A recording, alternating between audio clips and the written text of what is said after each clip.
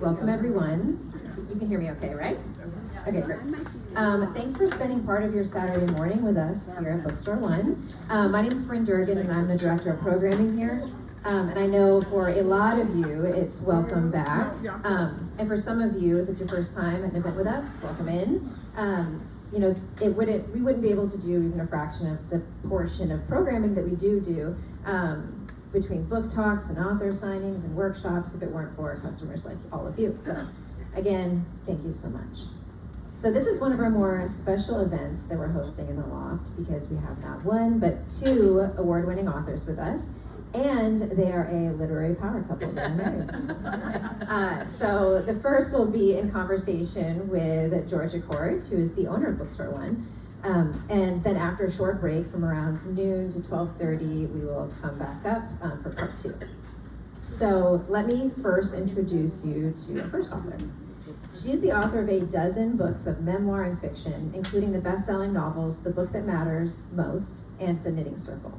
Her latest release is a page-turning novel called The Stolen Child, in which an unlikely duo ventures through France and Italy to solve the mystery of a child's fate. She is also the editor of the anthologies Knitting Yarns and Knitting Pearls. She lives in Providence, Rhode Island, and New York. Of course, I'm talking about the wonderful Anne Hood, so let's give her the warmest welcome as I turn it over to Georgia. Thank you, Bryn. And I'm so glad to see you. Anne and I have known each other, I'm trying to think, 2003, 2004? It was 2000, oh, this isn't. It's probably just the switch these. It was 2003. 2003. Yeah, at Chautauqua. At Chautauqua, Yeah. right. This is where I first encountered Yeah. Anne, and we've been friends ever since. That's right. Before Bookstore One, even, right? Oh yeah, Well before. Bookstore One started in 2011. I had Wow. moved to Florida in 2003. Wow. Okay. Right. So that's a long time. That's a long time ago, and not only have Anne and I been together doing things at Chautauqua over those years, but I think you have been here at my original bookstore, what, 3 times? Yeah, now? 3 times. Right. 3 times, Yeah. but it's been a few years because she was coming when the bookstore, if you remember, was at 1359 Main Street, which is where Coors Bakery is now. Yes. How many of you have been into the fabulous Coors Bakery and tried the poppy seed rolls? Michael raised his hand, but he didn't get it. Well, think about the size of that place. Right? Just imagine that. That's where our bookstore was for the first, 5-6 years. Yeah, Or so. yeah. So anyway, it was lovely. But we're happy to be here to talk I'm about so happy to be your here. new novel, The Stolen Child. And I want to ask you first off, what inspired you to write this particular novel, taking place in Europe, for example? So, I always say that my brain is like that thing in your dryer that collects lint. Just as I'm moving through the world, and reading and traveling and just being, things just stick up there, and at some point they kind of stick together and I start seeing a novel taking shape. I'm not someone who carries a notebook like a lot of writers and writes down what somebody has on or overheard conversation bits, or I don't do that. I just let me absorb what it wants to find, and so there were many disparate things that came together in my dryer filter. World War I trench art, crying, Okay. and my travels in Italy and France. Well, did you do very much historic research for the book? So it's interesting. So the sort of inciting incident of the book happens in World War I, where Nick Burns is 19 years old in a trench, and they were in those trenches for weeks waiting for the battle to start, and he's on a farm in France, and it happens that, and he's drawing on the wall of the trench, he's drawing a picture of the 4th of July back home, because he's so homesick. But it happens that I've been fascinated with World War I most of my life. I don't know why. I don't know what started it, but so much so, and I gave that fascination to my son, Sam. And we are so obsessed with it that for his 30th birthday last year, we actually went to Sarajevo to stand in the footsteps of Gavril Princip, who assassinated Archduke Ferdinand and started World War I. Yeah, I did the same thing with my son. You did? Okay, how weird is that? I mean, that's kind of crazy. So he is the one who told me about this World War I trench art. So I did research on that for sure, but I already had accumulated a lot. I checked my facts, of course, but and the traveling is just things that I loved and have done, always double checking, and you can find like the menus. Like if I put someone in a restaurant in Sorrento, I actually found the menu of that restaurant from the 50s, so I could use accurate details. Yeah, it's a fascinating book. Really, such a compelling story. But most of your writing, not all, but most of your writing has been about grief and loss. Yes. Quite frankly, and this book's theme, it's about loss because it's the loss of a child or the perceived loss of a child. But it feels different in direction from your earlier work. Can you talk about that a little bit? Sure. So, yes, I always try to portray or illustrate grief in a believable but different way. I don't want to tell the same story over and over. So I try to look at it through different lenses each time. I can't imagine ever leaving it out. So there's various forms of loss in the book. Of course, the title, The Stolen Child, and the mystery of what happened to that child is the primary one. But people fall in love and lose their loves. But I will tell you that for many drafts of this book, and I can't say too much because it would be a spoiler, but one of the main characters was going to die. And I just couldn't kill him. And that's the first time that that instinct, kicked in. And I think it's probably because I'm happier than I was when I wrote a lot of my books. And I just wanted people to be happy at the end. Yeah, I was afraid that a certain character was going to die before the end. Actually, in many drafts, he did. And my editor was nudging me toward let him live. And I resisted it, and then I just thought about it and thought, he should get his answers and be happy. Yeah. Yeah.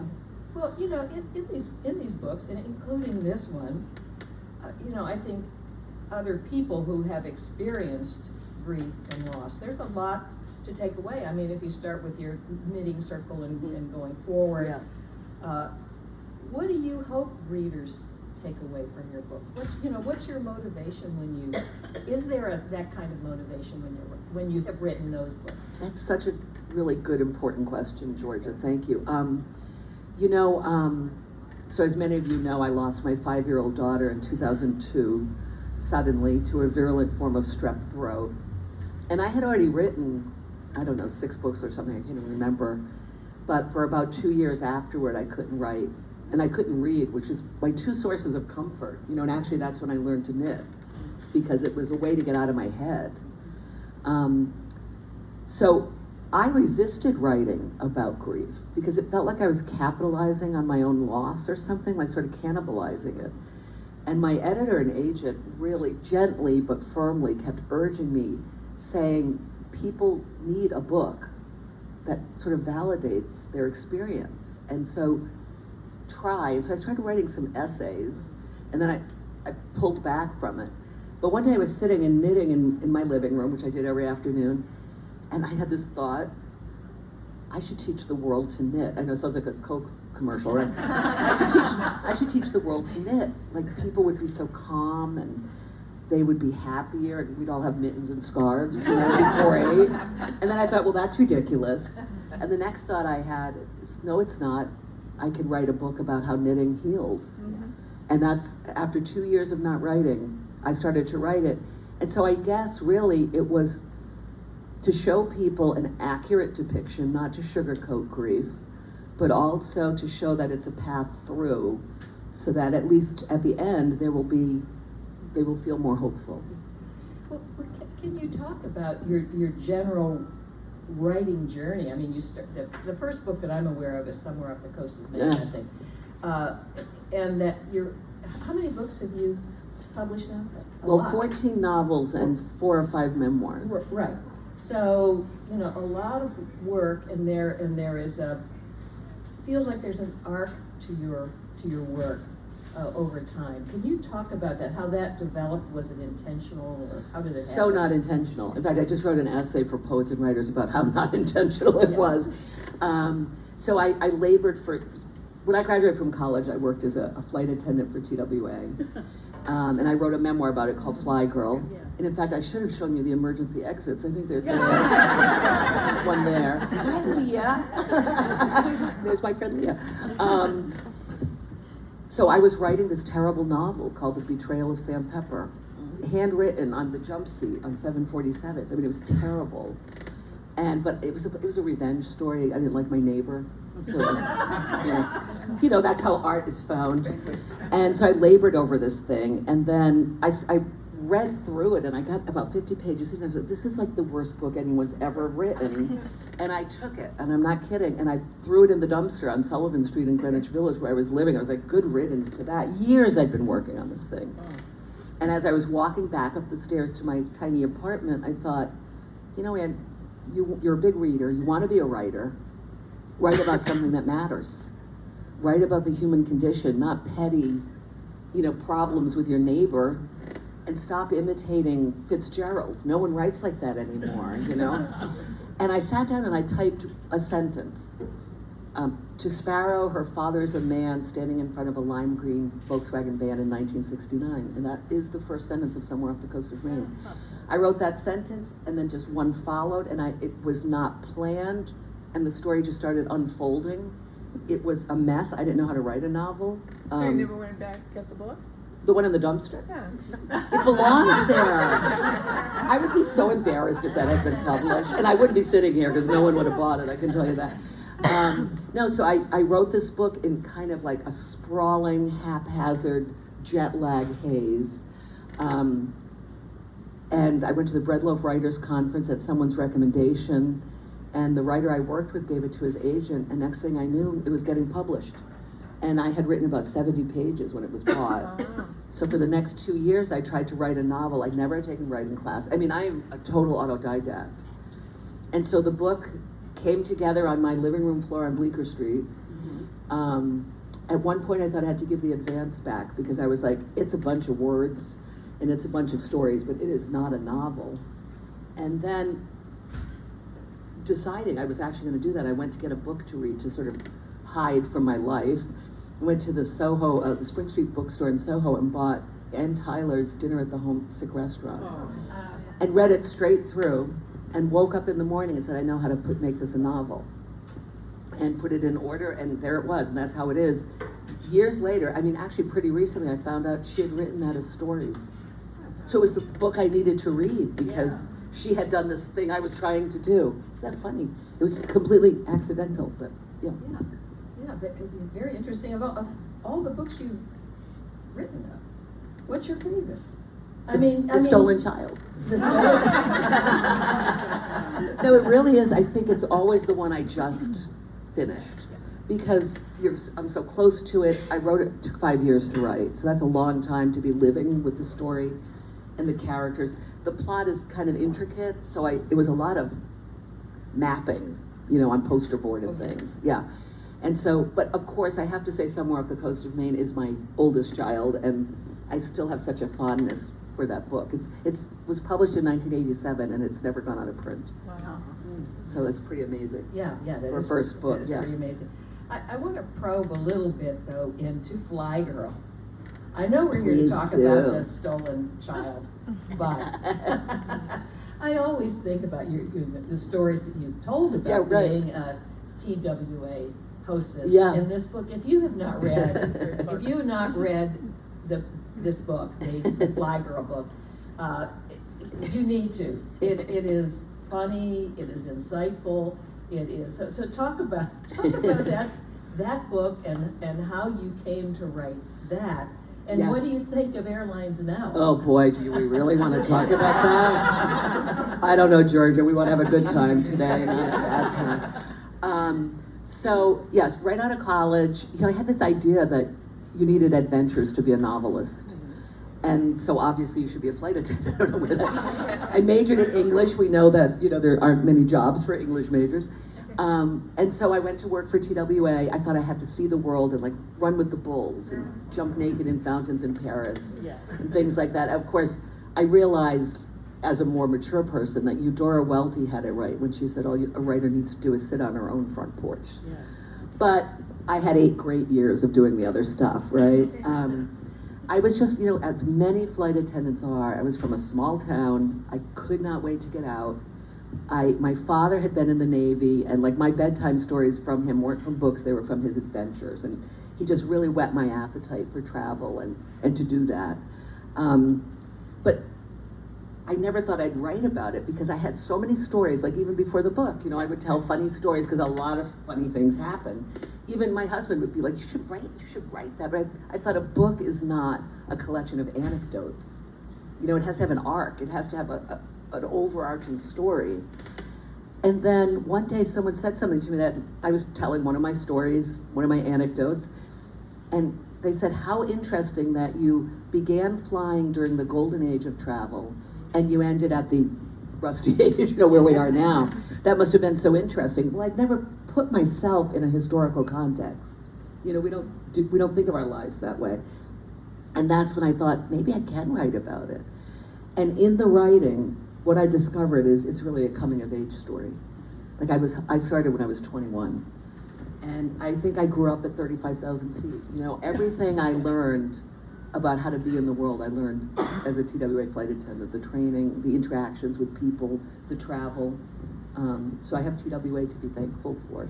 And you're still spending a lot of time traveling. Don't you, I believe you're still teaching courses and workshops. Yes, in definitely. Italy? Is that where you're It's in a going? couple weeks. The next one's June 10th or something, June 14th. Yeah, so that's gonna be terrific, so, Yeah, come to Tuscany. yeah. I'm so tempted, I tell you.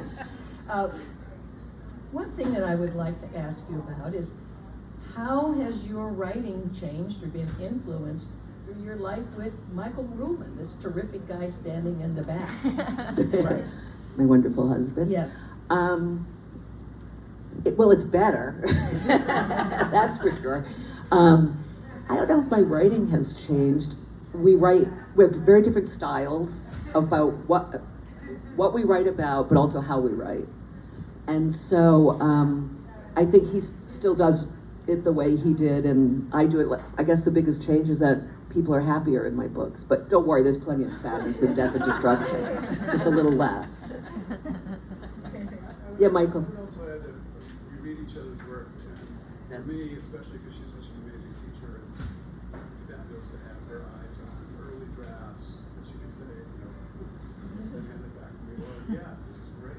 Yeah, it is good to, like the other day, I'm working on a new novel, it's a mess right now, but I had an idea for an opening, and it was nice to be able to write it and print it and say, could you take a look at this and see if I'm on the right track?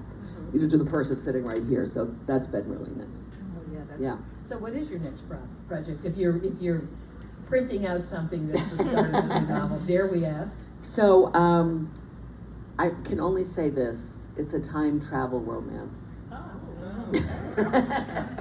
Well, your young adult or your middle grade reader was a time travel. I think I want to time travel. Yeah, okay. And I do have another exciting project coming out in November. It's an anthology of writers writing about Gilmore Girls. Oh, I know. It's so good. Yeah, 15 writers writing about Gilmore Girls. Either you get it or you don't. That's how it...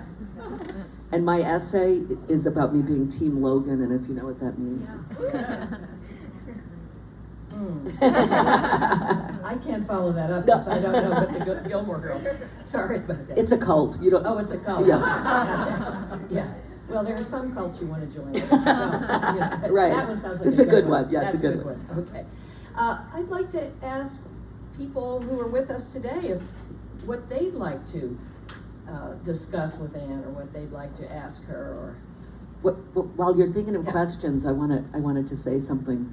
You asked about, flying experiences, and rather than talk about how terrible it is now, I like to remind or tell people for the first time that on a flight from New York to LA in coach, we would hand out menus. It was a choice of 5 entrees. and we'd take your order on our little TWA pads, and then we'd go through with cocktails and a snack. Then there was an appetizer service. Then there was the dinner you had chosen. Then there was a dessert service. Then there was an after-dinner drink service. And then there was a TWA mint service handed out on a silver tray. And that was in Coach in 1978. The hot towels, hot towels. Oh, the hot towels, I forgot them. Yeah, and the hot towels. Your Which little more salt than, and pepper shakers. yeah, more than one passenger thought the hot towel was some form of tortilla and shoved it in their mouth. Those Californians. Those were the days. Yeah. Right. Questions? Yeah, questions. Yeah. I would like to endorse The Obituary Writer, which was my first anthology. Oh, yeah, that is thank terrific. you. Yeah, forgot to mention that. Do you Yeah. still make time for Writers in Paradise, Anne? I come every January. Okay, good. Yeah, I've I'm been coming there. again in January. Oh, you did? Yes. What's your name? Lucy Hedrick. Lucy. From several years ago. Okay. And my novel's going to be published in January. All right, congratulations. What's the title, It Lucy? worked. 6 weeks in Reno. Nice, okay. Thank you. Congratulations. Thank you. Yeah. Well, let's talk about The Obituary Writer. Yeah, But that was another thanks. terrific book. That's the first time I wrote a novel that they told me was historical fiction. I never Yeah, think of yeah. a genre, I just tell the story sort of when it seems to need to be told, you know? Yeah, But Describe the setup, and it's a double time period. yeah. yeah, I'm getting there, love.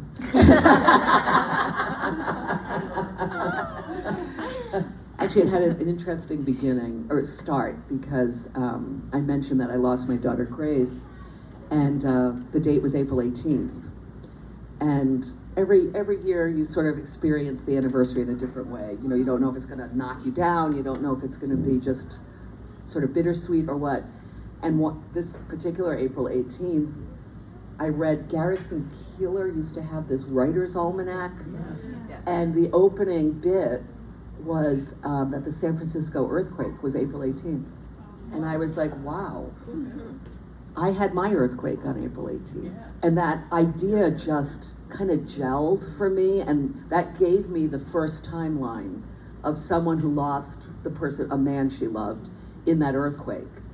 And she spends about 10 years looking for him, believing that she'd know if he had died, that he must have been injured somehow. And interesting story, but I thought it wasn't enough. And so then I put my writer's plot brain to work. And the second timeline is 1963. And somehow they connect. I had to do a lot of math to make that work, which gave me a headache, but. Please tell us the origin story of that. The origin story, Michael Had says. to do with the dinner party. Oh, yeah. Oh my gosh, you're right, thank you. So my woman, you know, the earthquake woman. The earthquake woman. So I was at a dinner party, and like I am not the best dinner party people if I don't know the others.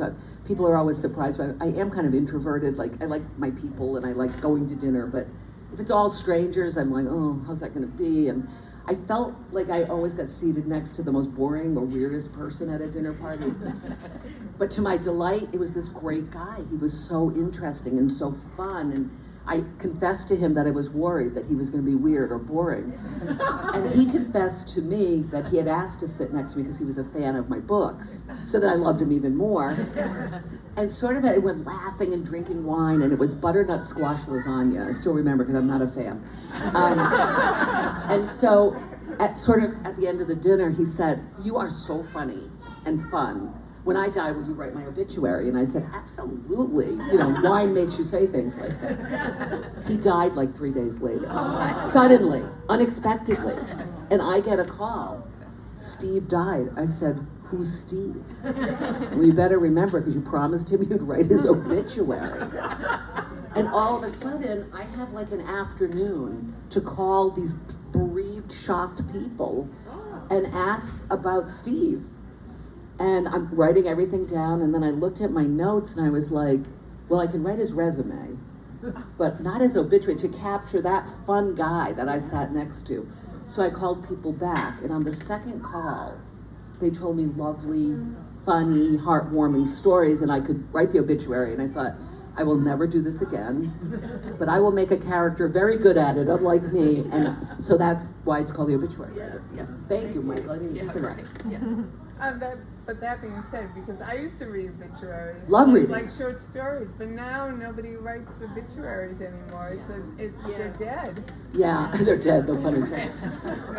The New York Times still has good ones. Sometimes. Yeah. But in fact, I brought you one today. Oh, great! Someone died that I thought you'd want to know about. I told you I love death and destruction. She even brings me an obituary. But I read it last night. I thought of you. Oh, really? Okay. There's a book in the New York Times. Yeah. Jamie Dwyer. Tom, it was no Richard or Robert McGee something. He had a funny 3 names. He was the best, but then he died. But I think he wrote his own obituary. That's Yeah. the trick. Yeah. Yeah, you know, another book of yours, though, when you're talking about types of books, is The Italian Way. Yeah. And I love that book because I love all those Italian girls getting knocked out. Semi-autobiographical. Can you talk about that one? Well, I grew up in an Italian-American family, and there were always whispers and rumors and secrets and espionage, even though it didn't look that way. And just the stories that my grandmother would hint at, the people she'd point to, bad woman, don't talk to that bad girl, she's a bad girl. Don't do this, and with a layer of utter superstition. Like, I had to sleep with my grandmother because it was kind of a full house, so for like 8 years or 10 years I was her bedmate. Terrible. And she'd say, good night. Now, the lady up the street, you know who I mean. She's a witch. And at night she turns to vapor and she comes in through the keyhole. Good night. And I'm like, what are you talking about? And I didn't sleep until I was 25. Moved to New York City and heard people outside. I'm like, I'm not alone. No vapor. They're going to keep the vapor away. One piece of advice I want to give all of you, that is, get a list of Ann Hood's books. Buy and read every one of them. I mean, there's such a variety of stories and fun Thank and you so not much. fun. But I mean, Yeah. I just love, because every book of yours has a slightly different flavor, and I look so much forward to your That's books. what I hope for, because I don't want to recycle the same thing over and over again. I try to set a challenge for myself that the reader wouldn't even know is there, but it gives me something different, to write about. And I do have to say, I wrote the book that matters most at the Hermitage. Oh, did you? Yeah. Oh, I was wondering. Yeah. So we only have one copy left of that book. Oh, really? Yes, and it's on display. But can you talk a little bit about that? Yeah, it was actually kind of interesting. I started it. I went to a book club for The Obituary Writer, actually, and they were just the most fun book club like ever. And it was about an hour's drive back home, and I was like, boy, I loved that book club. And since the Knitting Circle, I'd been trying to think of a book that had a group of women like that came together over some common purpose. But I came up blank. I couldn't think of anything. But on that ride home, I thought I plotted out the whole book. Like, it's a book club that picks the book that matters most, and each member has to choose what matters most to them. And I had characters, and I was ready to go. And then something derailed me, and I can't remember if it was writing a nonfiction book or what, but I had to put it aside. And when I went to the Hermitage, I had not looked at that book in almost a year. And I pulled it out, or pulled it up on my computer or whatever, and got all new ideas, and it became the book it is. I mean, it really would have been a little less, the whole plot of The Mother, that's all I can say, I know you haven't read it, came to me in the Hermitage. I added this whole extra layer that was not in the original manuscript. But I took a year to ask everybody, well, I thought it was gonna be a year, it actually took less, to ask everybody I knew, what book matters most to you? And I bought a notebook, and really it was the same 30 books. Like, there were no surprises, so from those 30, I selected the books that I could create a character who would like that book, if that makes sense. Yeah. And so it's each book they chose is how the book's broken up. Yeah, Karma. I I have two questions. First one is, how many hours a day are you not writing, or promoting, or discussing, or thinking about? The question is, in case you didn't hear it, was how many hours a day is Anne not writing or promoting? Or thinking about, or editing? Well, the thinking about is pretty constant. I mean, it's when I'm writing a novel, it's just always percolating. You know, I can look like I'm doing nothing, or I can be knitting, and I'm really figuring out a plot problem or deciding how to fix something, or so the thinking is kind of doesn't turn off. But literally at my computer, and I think that's a really important question, especially to writers here, that thinking about your book counts. Like spending days and not being at your computer and actually thinking and planning is a really good way to spend your writing time, I think. Actually at the computer, maybe 2 hours a day, so 22 I'm not at the computer. I try to, well, I'll say, you know, since we're both writers and we're living mostly in New York City, our apartment's 411 square feet, and we have 2 cats, and we both work at home. So,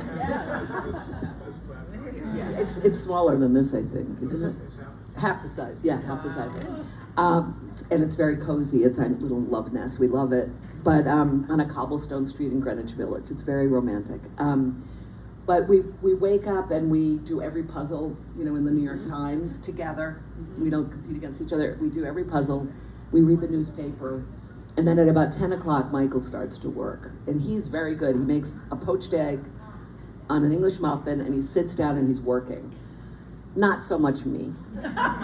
Here's where I'm like, I better call my cousin and talk about that, you know, talk about my other cousin. And answer emails, and it could be considered wasting time. I think of it as like warming up my engine. Yeah. You know, so at about 11 or 11:30, I start writing in bed. I don't get up. And I write till 1 or 2. And that's when I finally get up. We have a Murphy bed, so it's time to put the bed up. And then I usually go out for, you know, do errands or get out and get some air. Not always, but usually. And then later in the afternoon, sometimes I go back to writing, like if I have a deadline or something special that I'm working on. But typically I like the afternoon hours for reading and for knitting. And so that's sort of how my day comes to an end. You bring up other questions. Yeah. But I'm sorry. But I'll ask you my original. Yeah. Second question is, what was the Italian name? What name did you grow up with? The question is, what name did Anne grow up with? So Hood is my name. It's my father's name and my name. Oh. But my mother's family is Maserati. So you're a mixed breed.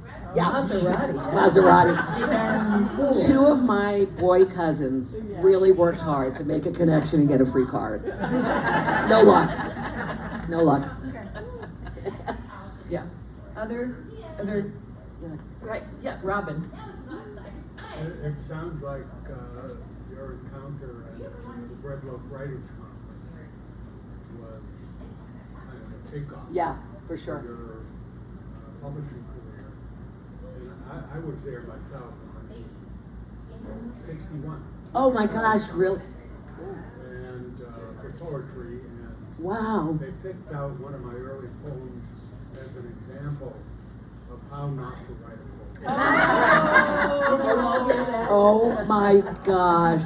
He was at Breadloaf and for poetry in 1961, and they selected one of his poems as an example of how not to write a poem. I have a funny story, Robin, similar. So at Breadloaf, there's 2 teachers, right? So I had Nicholas Delbanco, and he loved what I was working on, and he's the one who called his agent. The second teacher will remain nameless. I mean, I've been very nice to him in my encounters with him. He's a writer. He hated what I was writing, so much so that he got up on the desk, you know, it was like a long table, and kind of danced down it, singing what I had written to a song for My Fair Lady to mock it. And if I hadn't had that meeting with Nick, I think I would have been destroyed. But I'd already talked to Nick, and he had said, I'm giving this to my agent. So I could sort of look at this guy and say, what an idiot. You know, but if he had gone first, that might have been a different story. So it's taken me all these years To get over publish it. anything, and now I have a new book at Edinburgh that's downstairs. You showed them. Who was your teacher? Do you remember? Who was your teacher? Do you remember? John Giardi, Oh, yeah. Dudley Fitz. Yeah. proof. Yeah. Yeah, question back here. Yeah, I'm a reader, not a writer. But I just want to say I love you. I love your spirit. I have read several of your older books. But what has really brought me joy through the years of reading fiction is to go on YouTube and find authors, interviews Yes. and things online. And it just makes such a beautiful connection when you're reading a really good Yeah. novel, and then you go and see their spirit a little bit. Yes. So I so appreciate you being here. Thank you. Oh. And I'm definitely going to start reading all your books. Oh, thank you so much. That's so nice. That's lovely. I have the funniest thing on YouTube. I invite you all to watch it. During the pandemic, I was before it happened, I was scheduled to give a talk on revision. And the pandemic happened and everything canceled, but I still wanted to somehow give the talk, and like Zoom had started, but it hadn't quite taken hold. And my son and his then girlfriend, now his wife, had moved in with us, and she was working as a videographer. And we were bored. I mean, there was not much to do. And so she videoed me acting out my revision talk. So I do things like throw papers in the air, and I run around outside, and it's really funny. But if you Google or go to YouTube Ann Hood revision, you'll have a laugh. It was really fun to do. And I know there's a question over there, but just one comment is that virtually all of the events that we do here, including this one, are recorded and are on our great. YouTube channel. Oh my gosh, great. So if you're interested in any of the authors who have been here, just through our website, there's an easy link. Fantastic. To that. A question over there? Leah. I'm a big Ann Hood fan. I've read every book. And I have to say, I think The Stolen Child is my new favorite. Thank it truly you. is. So my question's around that, and I don't think it's a spoiler, but I really, really loved the Museum of Tears, and I want to know where that inspiration came from. Okay, so in the book, there is an Italian man who collects people's tears, and he has so many, starts a museum. And this is kind of a funny story, the end of it is anyway. So I was sitting knitting one afternoon and kind of weepy, and I was like, oh, here I go again crying. Like, how many tears have I cried? Millions, like zillions, how many? I wish I had collected them. And I wish I had, what would I do? Well, I would have labeled them, and then I could look back at all those tears and know, well, this was, a terrible time in my life, and those tears were so earned, but how about all the tears I cried over Peter Hayhurst in 1972 when he broke up with me? Like, that was a waste. And there were buckets, So happy tears, I just imagined, and then I was like, okay, now you've got all these tears, what would you do with them? And I immediately thought I'd start a museum, the Museum of Tears. And I was like, that is a good idea. And so I created this character in this museum, and it's a big part of the book. And during copy editing, my editor emailed me and said, Ann, do we need permission from the Museum of Tears? And I said, Jill, I made that up. She said, you did? It seemed real. And we were talking earlier, but I think we all have our museums of tears, right? Yeah, and there are some strange museums around that. In Zagreb, there's a museum of lost causes. Oh. And it is things like people breaking up with people. Oh I mean, my, it's really I love weird. it. That's right. wild. Yeah, right, it's very strange. That's- But very interesting. Well- Much more interesting than going to the Louvre, I have to tell Yeah, you. no kidding, no kidding. Well, the book's title until about 8 months ago was The Museum of Tears. And another email from my editor saying, sit down because you're not gonna like this email. The publicity and marketing hates the title. With good reason. They said there were 3 books in a 12-month period coming out the museum of something. And they thought it would get kind of lost in the shuffle. And then they said the thing that really stuck, and someone's gonna hear you give a talk or hear you on the radio, read a review, go to a bookstore and say, I want that book, the museum, and they're gonna buy the wrong museum book. And I was like, I'll change the title. Yeah. And this is a grabber. Yeah. Thanks. Oh, yeah, that's a I saw great this and I title. thought, Thank you. just goes right to my spine. And the cover's so pretty. I have nothing to do with that, so I can say it's such a beautiful cover. Yeah. Yeah, other comments? Karma, another comment. On another topic that you just mentioned, your house, your condo, your abode, where you're living currently, is it divided so that, because you're in bed for hours while he's working, I mean, does he have an office place in his space? Oh, no. So you're over here in bed. So I'm in bed here, and I don't know, Michael, maybe where the table of your books is where he is. Oh, There's a table, desk folds down. and you're able to ignore each other.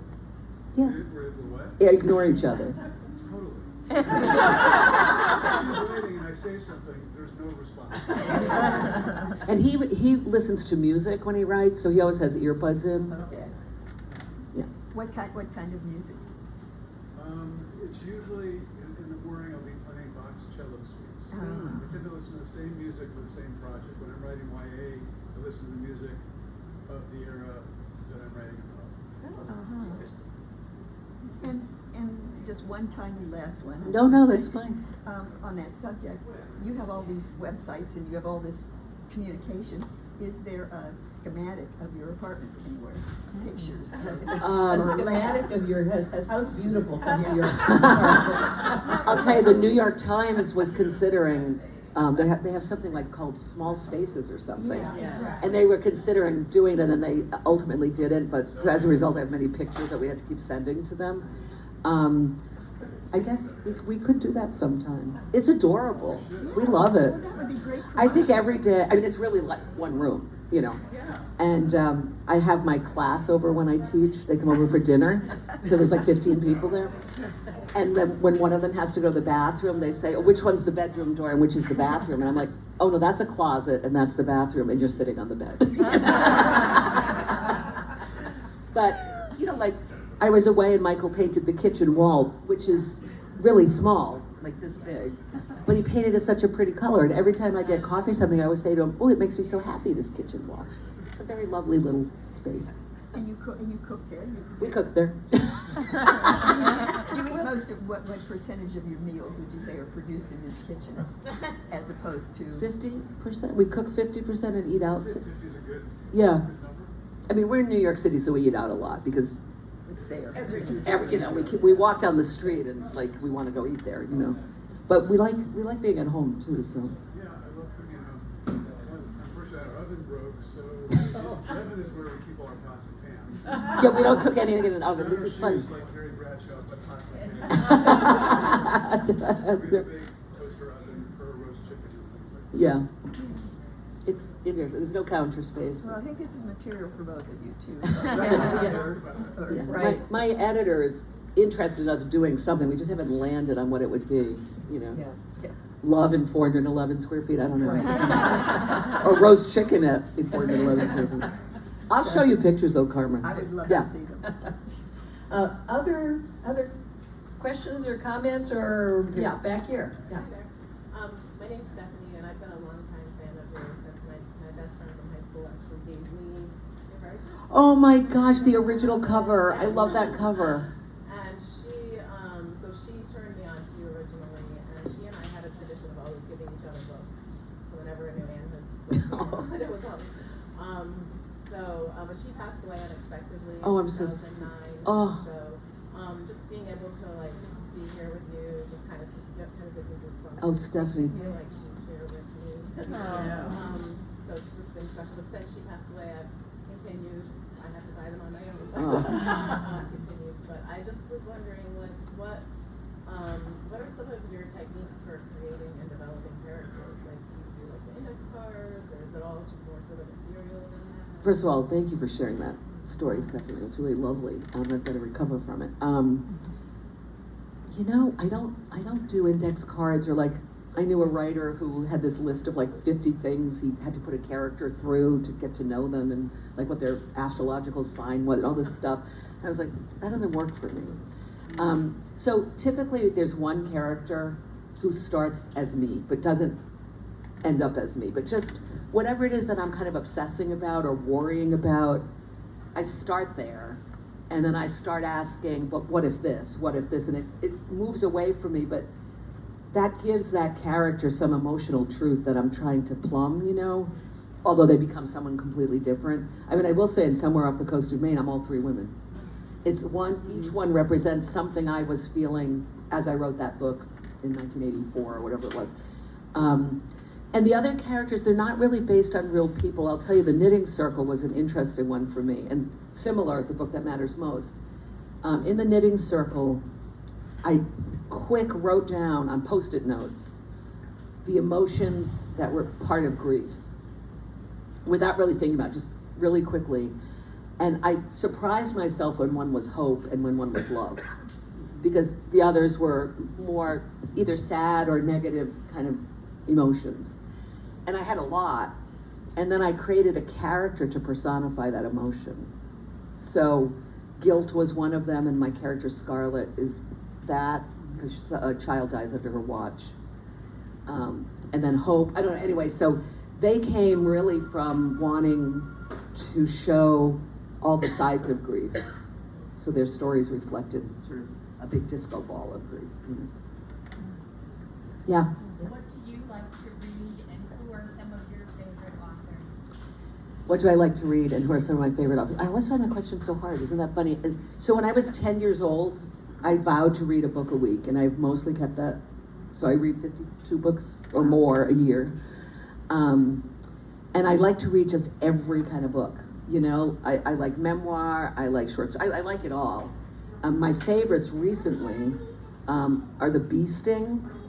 Have you been selling a lot of the bee sting? I don't know. Brent, do you? Yeah, we've sold a fair amount, yeah. Oh my gosh, it is fabulous. It is multiple points of view. It's Irish, countryside in Ireland. Well, Dublin's in there too. And it's a family over years and years, and it goes back and forth in time. I mean, I loved it. I brought it on a trip to Mexico, and I gobbled it. I couldn't wait for the siesta time so I could read more of it.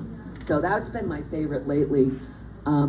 I really like this writer, Karis Davies, whose books are West, Clear, and then that one with the longer title, I never remember. Do you remember that one, the India one? Mission, anyway, Karis Davies, I'm really liking. And right now, the book I'm reading while I'm on the plane, or while I'm traveling around, is The Paper Palace, which is really good. Yeah. Okay. All right, if there are, we might have time for just one more if there's a question. Yeah. Muriel. Yeah. I was wondering, when you were researching for The Stolen Child, was there anything that surprised you when you learned about World War I and the soldiers that you weren't expecting? She asked about the research of The Stolen Child, if anything surprised me about World War I. You know, I think the surprise was part of the impetus, which was that trench art, because it's really moving. And so that wasn't really research, because I didn't know it would become a novel, but my son sent me the link to the Instagram account of this National Geographic photographer who he's continuing to photograph the art in these trenches in France specifically. And I was so moved by them that I actually wrote to the photographer and asked if I could come and see the trenches. Unfortunately, he's photographing them because they're falling apart. And so he's preserving them, but you can't go in them. But what struck me, knowing about World War I, and it was so many soldiers died in that war, was that for many of them, that was the last thing they did before they were killed, was that art. And so that just struck me as very sad and moving, but bittersweet that it's there, that it survived when they did not. Yeah. Before you go, and I know we're getting ready to do that, I forgot I have to take a video of you all. So I might send them to my publicist to remind her, like, while she's eating bonbons. Like something where you did that? Yeah. So just, if you have the book, hold it up, otherwise just wait. Is everybody ready? I'm gonna start with Georgia. Hello. Okay, hi everybody. Oh, I love it, all those stolen childs. Hi, Michael. I gotta thank you, everybody. Yeah. This is great. Thank you.